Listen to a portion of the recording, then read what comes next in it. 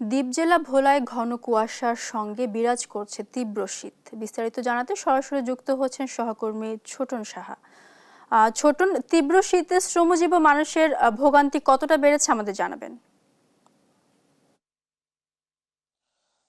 মারজানা, যেমনটি বলছিলেন, তীব্র শীতের যে অবস্থা, মানুষজন কিন্তু অনেকটাই ভোগান্তিতে পড়েছে। বিশেষ করে যারা দিনমজুর রয়েছেন, যারা শ্রমজীবী মানুষ রয়েছেন, তাদের ভোগান্তি অনেকটাই বেশি। এবং যেহেতু সকাল 11টা পেরিয়ে গেছে, এখনো কিন্তু সূর্যের দেখা, সকাল 9টা যেহেতু পেরিয়ে গেছে, সেহেতু এখনো সূর্যের দেখা কিন্তু মেলেনি। এবং আহ, যে কারণে শীতের তীব্রতা অনেকটাই বাড়ছে। এবং আবহাওয়া অধিদপ্তর থেকে বলা হয়েছে আজকে যে দিনের তাপমাত্রা সেটি রয়েছে আপনার 13.7 ডিগ্রি সেলসিয়াস, এবং বাতাসের যে আর্দ্রতা সেটি রয়েছে 98%।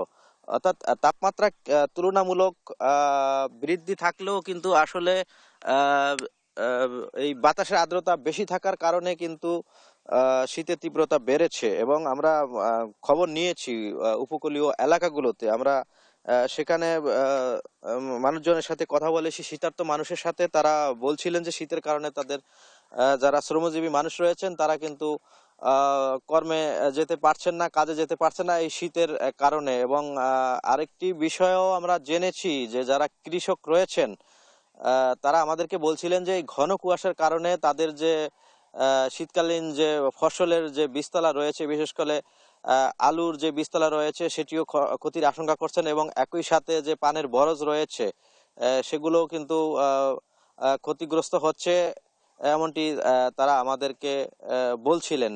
তো আবহাওয়া অধিদপ্তর থেকে বলা হয়েছে যে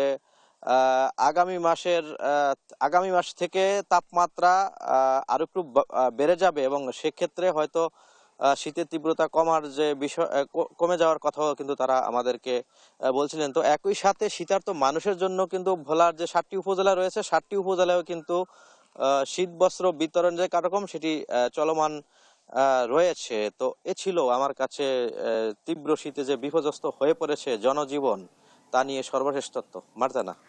ছোটন, আপনাকে ধন্যবাদ।